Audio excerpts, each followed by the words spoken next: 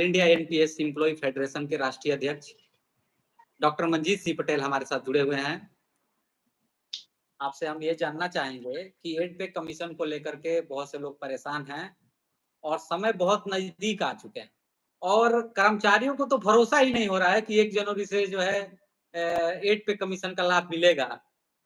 और बहुत से लोग जो है हर जगह अभी भी सर्च कर रहे हैं। मतलब ये तो समझ लीजिए कि इतना ट्रेंडिंग टॉपिक हो गया है कि हर लोग जानना चाहता है कि फिटमेंट फैक्टर क्या है। अभी हम देख रहे थे कल बड़े-बड़े मीडिया हाउस जो है दिखा रहे थे कि आपको 18,000 मिनिमम जो सैलरी है उसका 51,000 हो जाएगा। कोई दिखा रहा है कि 54,000, कोई दिखा रहा है कि 50,000 तो कम से कम मिलेंगे। बेसिक सैलरी हो जाएँगे। उनकी टीआरपी बढ़ती है ना, उनके व्यूवर्स बढ़ते हैं, उसी से तो वो कमा रहे हैं। लोग सर्च कर रहे हैं, लोग जा रहे हैं, देख रहे हैं, पढ़ रहे हैं। तो आप थोड़ा-सा क्लियर करने का प्रयास करिए कि कब तक जो है पे कमीशन आएगी? हम रिसर्च करते हैं, जो स्टडी करते हैं, एनालाइज़ करते हैं, चीज़ों को एनालिसिस करते हैं और फिर किसी एक छोटे से रिजल्ट पे पहुँचते हैं कि एट लीस्ट ये होना चाहिए। मैं बात कर रहा हूँ कि एट लीस्ट मिनिमम ये होना चाहिए। तो मैं उसकी बात करता हूँ। मैक्सिमम क्या हो जाए, मैक्सिमम तो इंडेफिनिट वो क्या कहते हैं इनफाइनाइट है, अनंत है। क्यों 2.86 क्यों 3.86 अगर मैक्सिमम हो जाए तो हम तो कह रहे हैं 10 गुना कर दो ना सैलरी।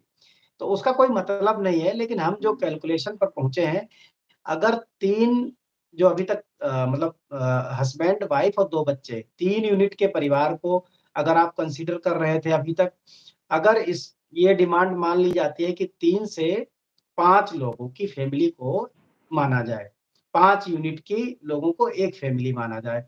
तो इस तरीके से देखेंगे तकरीबन 60% तो 70% तो यही बढ़ गया। ठीक है? प्लस कम से कम जो 20% की 25% की ग्रोथ। तो इस लिहाज से अगर आप देखेंगे, तो कम से कम जो फिटमेंट फैक्टर बनेगा, वो हमने जो कैलकुलेट किया वो 2.1 मिनिमम इतना बनना चाहिए। सरकार कितना मैक्सिमम दे देती है, ये तो समय के गर्त में है। हम उम्मीद कर भी लें ज़्यादा से ज़्यादा, तो उसका भी कुछ लेना-देना नहीं। हमें बचाना है कि कहीं इस पॉइंट से नीचे ना आ जाए। क्योंकि हम सब जानते हैं, हमारे सबके मन में शंका है कि भरोसा कुछ नहीं है, तो हो सकता है 1.62, 1.72 ही दे दें। डीए ही केवल मर्ज करें, इनका भरोसा नहीं है। तो हम जो बात कर रहे हैं कि एट लीस्ट अगर 2.1 करेंगे तो आप मल्टीप्लाई करके देख लीजिए भाई 18,000 को 2.1 से। तो 37,000 कुछ बनेगी जाकर के, तो कम से कम ये इतना हम एक्सपेक्ट करते हैं कि इससे कम नहीं। अब जो लोग ज़्यादा बोलते हैं, बोले 18,000 वाला 60,000 हो जाएगा, 62,000 हो जाएगा, उसको ढेर सारे लोग देखते हैं। तो उनकी हाँ, इससे बहुत दुकानें बहुत चलती हैं, लोग उनको अपनी दुकानें चलानी है भैया। और रही बात पे कमीशन गठित होगा कि नहीं, इसको लेकर के लोगों के कयास हैं। तो पे कमीशन में जो मतलब ऑफिस बेरर चाहिए, कर्मचारी चाहिए, डेटा एंट्री ऑपरेटर चाहिए, सेक्शन अफसर चाहिए, सेक्रेटरी चाहिए, तो उनको डिप्टेशन पे सरकार भर रही है, लगातार 3-4 बार विज्ञापन निकाल चुकी है। देखिए अंडर प्रोसेस है, लेकिन प्रोसेस बहुत स्लो है। मोदी जी कहते हैं कि स्विफ्ट गवर्नेंस मतलब स्पीड में जो काम करे। वो बोलते हैं ना कि ईज़ी गवर्नेंस। ईज़ी गवर्नेंस नहीं है, बहुत डिफिकल्ट गवर्नेंस है और बहुत रंबल टाइप की गवर्नेंस हो रही है। मतलब ये 9 दिन चले 2.5 कोस वाले काम हो रहे हैं। 16 जनवरी को पे कमीशन के गठन का ऐलान किया गया। 7 महीने बीतने के बाद अगर आप पे कमीशन के सदस्यों का चेयरमैन का नाम का ऐलान नहीं कर पाए, तो इससे ज़्यादा स्लो प्रोसेस अब कछुए का एग्ज़ाम्पल भी छोटा पड़ गया है ना? तो मैं कहूँगा इससे ज़्यादा मोदी गवर्नमेंट को चाहिए कि थोड़ा स्पीड बढ़ाएँ।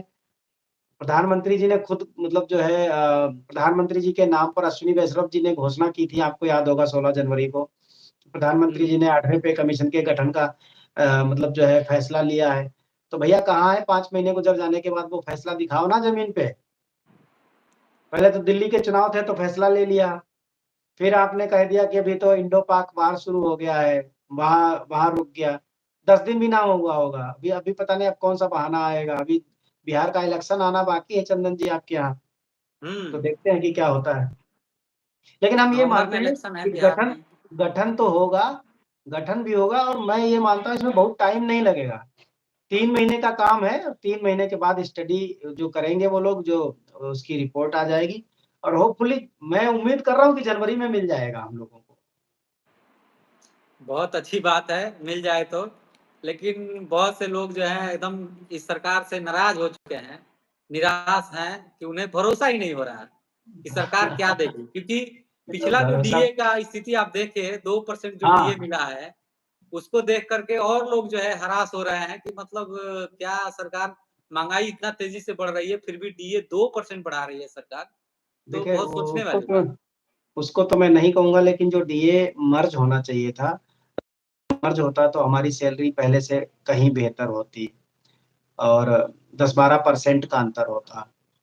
तो डीए नहीं मर्ज किया, डीए ना मर्ज करने के बाद आज देखिए 55% पे डीए पे हैं हम लोग।